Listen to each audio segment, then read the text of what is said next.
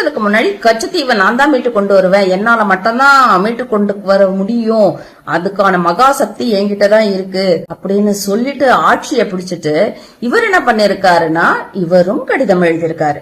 இத பத்தி நம்ம கேள்வி கேட்கலான்னு பார்த்தா அவர் பிரஸ் மீட் கொடுக்க மாட்டாரு, அவர் பேச மாட்டாரு, அவர் எப்பயுமே டீப் சைலண்ட் மூட்ல தான் இருப்பாரு.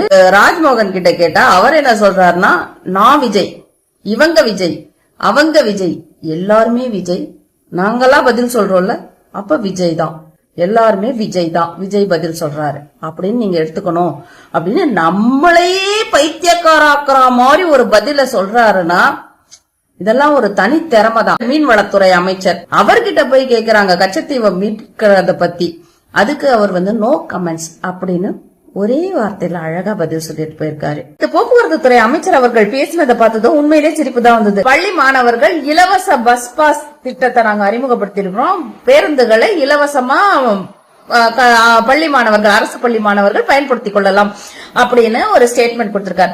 இந்த திட்டம் இப்பதான் நீங்க அமல்படுத்திருக்கீங்களா, இப்பதான் நீங்க கொண்டு வரீங்களா? இந்த திட்டம் ஏற்கனவே இருக்குது அப்படிங்கறது உங்களுக்கு தெரியாதா? 1990 8ஆம் வகுப்பு வரை படிக்கும் மாணவர்களுக்கு இலவச பஸ் பாஸ் கொண்டு வந்தது தலைவர் கலைஞர் அவர்கள். அதே திட்டத்தை விரிவுபடுத்தி 1999 12ஆம் வகுப்பு வரை படிக்கிற மாணவர்களுக்கு இலவச பஸ் பாஸ் திட்டத்தை கொண்டு வந்தது அதே தலைவர் கலைஞர் அவர்கள் தான். இந்த தகவல் கூட தெரியாத, எல்லாமே நீங்க செஞ்சதா பொய்யான தகவலை மக்களுக்கு பரப்பிக்கிட்டே இருந்தீங்கன்னா என்னதான் நீங்க மக்களுக்கு சொல்ல வரீங்க அப்படிங்கறது ஒண்ணுமே புரியல. இவ்வளவு கேவலமான ஒரு அரசாங்கம், அரசாங்கத்துல பொறுப்பேற்று இருக்கிற ஒரு அமைச்சர்களை இப்பதான் முதல் முறையா நம்ம தமிழ்நாடே சந்திக்குது அப்படின்னு சொல்லலாம்.